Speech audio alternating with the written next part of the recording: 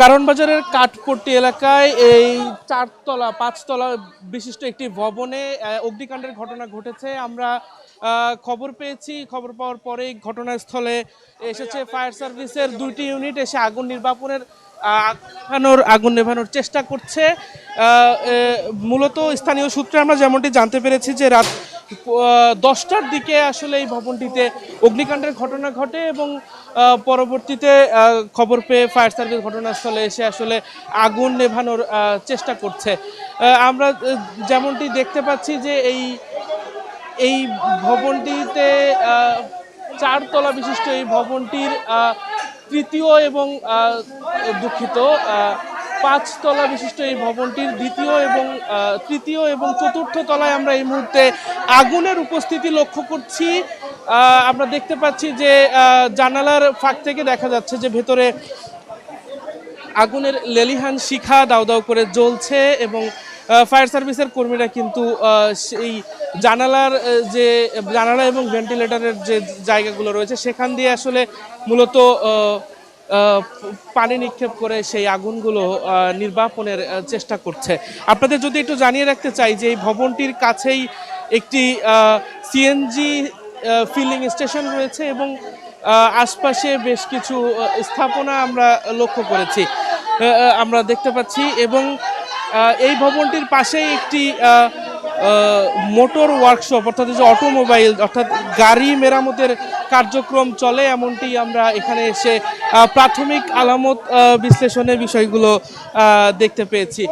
আপনাদের যদি একটু জানিয়ে রাখতে চাই যে রাত 10টার দিকে কিন্তু এই ভবনটিতে আগুনের অস্তিত্ব লক্ষ্য করে স্থানীয়রা এবং পরবর্তীতে সেই আগুনটি এখন পর্যন্তও নিয়ন্ত্রণে আসেনি, বরং আমরা জানালা এবং ভবনটির ভেন্টিলেটরের বাইরে থেকে যেমনটি দেখছি যে আগুনের লেলিহান শিখা এখনও দাউ দাউ করে জ্বলছে।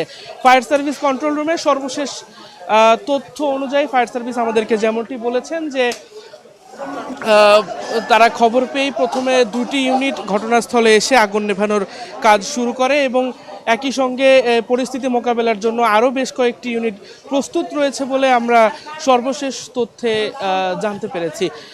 আপনারা দেখছেন যে প্রচুর পরিমাণে ধোঁয়ায় ভবনটির আশপাশের এলাকা ব্যাপকভাবে ছেয়ে গেছে এবং প্রচুর ধোঁয়া থাকার কারণে কিন্তু আমরা দেখছি যে আগুন নেভানোর যে কাজ, যে প্রক্রিয়া তা কিন্তু বেশ জটিল হয়েছে এবং এই ভবনটিতে প্রবেশের পথ সরু হওয়ার কারণে কিন্তু এই ভবনটির এই কাছাকাছি জায়গায় কিন্তু ফায়ার সার্ভিসের গাড়ি আসলে প্রবেশ করতে পারেনি, এজন্য দূর থেকেই আসলে সংযোগ তৈরি করে পানি সরবরাহ করা হচ্ছে এবং এই অগ্নিকাণ্ডে ক্ষতিগ্রস্ত যে ভবনটি সেই ভবনে আগুন পানি নির্বাপনের চেষ্টা করা হচ্ছে। আগুনের আপনারা দেখছেন যে স্থানীয় যারা রয়েছেন তারাও কিন্তু ফায়ার সার্ভিস সদস্যদেরকে সাহায্য সহযোগিতা করছেন আগুন নেভানোর কাজটি সহজ করবার জন্য। আরেকটি আশঙ্কার বিষয় যে এই ভবনটির পাশেই কিন্তু একটি সিএনজি ফিলিং স্টেশন থাকার কারণে কিন্তু একটি ঝুঁকির সম্ভাবনা রয়েছে, ঝুঁকির আশঙ্কা করছেন স্থানীয়রা, কারণ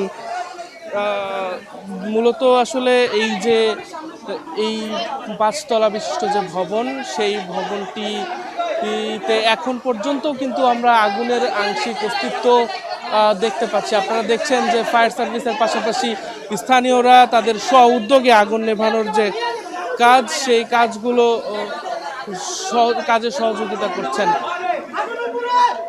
আমরা দেখেছি যে ওই সাইডে কি আগুন